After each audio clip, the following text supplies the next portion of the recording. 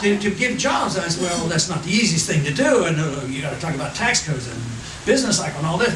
But then I said, well, if it's the first day, what does the president have the most authority over? Foreign policy and direction of military troops. The first day, I'll bring all the troops home and let them spend their money here.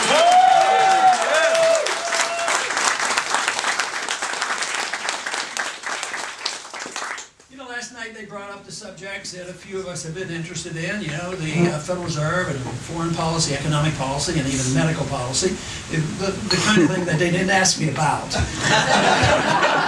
but what, at first wait, should you ask me this? Wait, why did you ask me this stuff? This is what I want to talk about. This is my issue.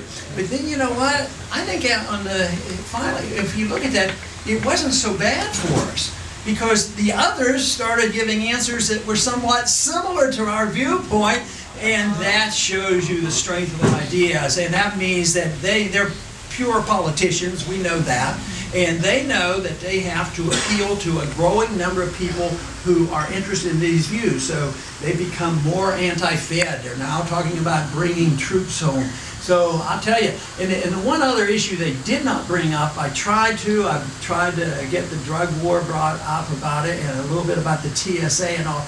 But can you imagine how we're suffering from the consequence of 9/11 with the immediate passage of the Patriot Act? Why shouldn't the Patriot Act have been a major issue in our personal liberties here at home, and the war on drugs? I mean, this is a big issue. There is no concern at all about that issue, except with the people. The people are sick and tired of it, and that's why we'll eventually break through on that, and I think that's what part of this campaign is about. So we have broken through certainly on the monetary issue, and we've broken through on foreign policy. So we're up against some powerful special interests. The military-industrial complex is not exactly small.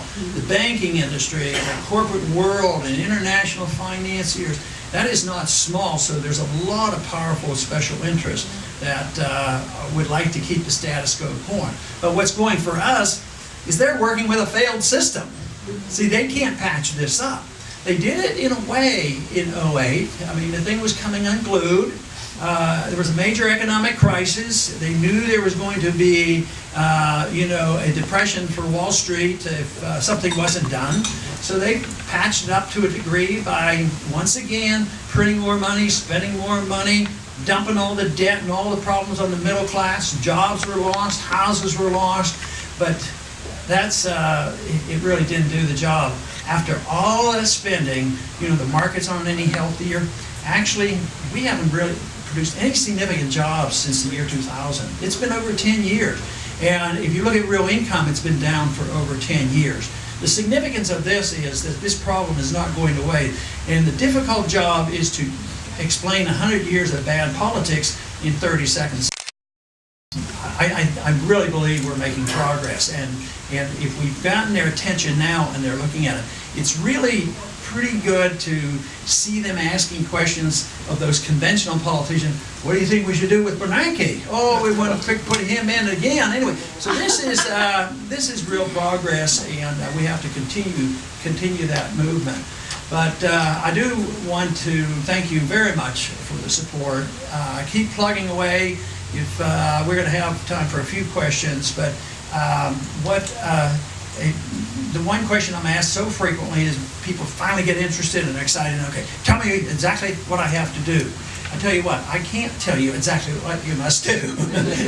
But in general terms, I suggest that people should become informed, to know the answers, to understand economics, to understand the Federal Reserve System, and to promote it in any way you can.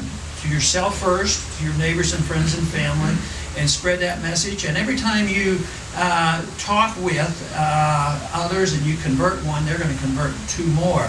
And Leonard Reed, who was one of my favorite people who helped me understand this whole philosophy, said that you don't get converts by grabbing them by the shirt collar and tell them this is the way it's going to be. They have to have an open mind, and I'm always very pleased in Congress when a serious congressman will come and sit down and say, would you please explain something? So this is what comes, but you have to first have the knowledge, and then you have to have the credibility. But I think a lot of that is happening already.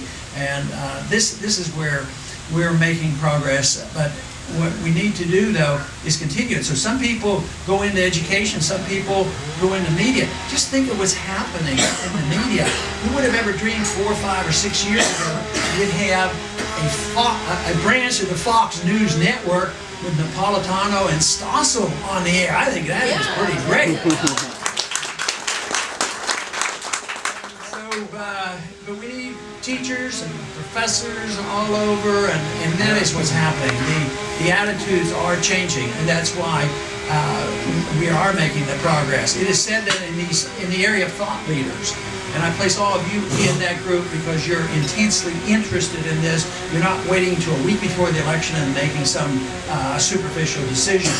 But you need about, some people say 5 or 6%, but we're 10 or more of serious-minded people who know and understand what's happening. So we're on this verge of a breakout on this because we have planted the seeds. At the same time, the failure of the system of Keynesian economics and the monetary system and the foolishness of our foreign policy, the evidence is just overwhelming. And what does it indicate? Which direction we should go in? Well, we don't need a brand new direction, but we need to pick up the pieces that were left where our founders directed us and pick up on the Constitution, refine the ideas and the understanding. I don't use the terms, we have to go back to a gold standard. There can be a better monetary standard, a refined standard. There's always improvement, but we need to pick up and improve on the concepts of liberty, and that is our job. But I think the opportunity is staring us in the face. Things are moving quite rapidly. I say they move more rapidly than I ever dreamed of back 4 years ago. But I am under the belief that even in the next 12 months, a lot more can happen, economically speaking and politically speaking, on what's happening.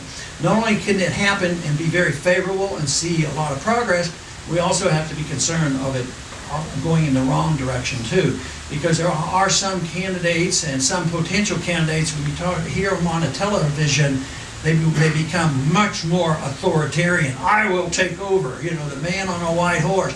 And that can happen when the economy breaks down and there's violence. People are, just like 9/11. Here's my freedoms, do whatever is necessary, pass the Patriot Act. So we have to contend with that, and we have to convince people that we don't have to sacrifice our liberties to be safe. And if we can do that, we can restore the greatness of America and restore our economy, but it has to require this special understanding of how liberty works. And in this group, I don't need to be preaching to you because I know you understand that, but I do once again want to thank you very much for coming this morning.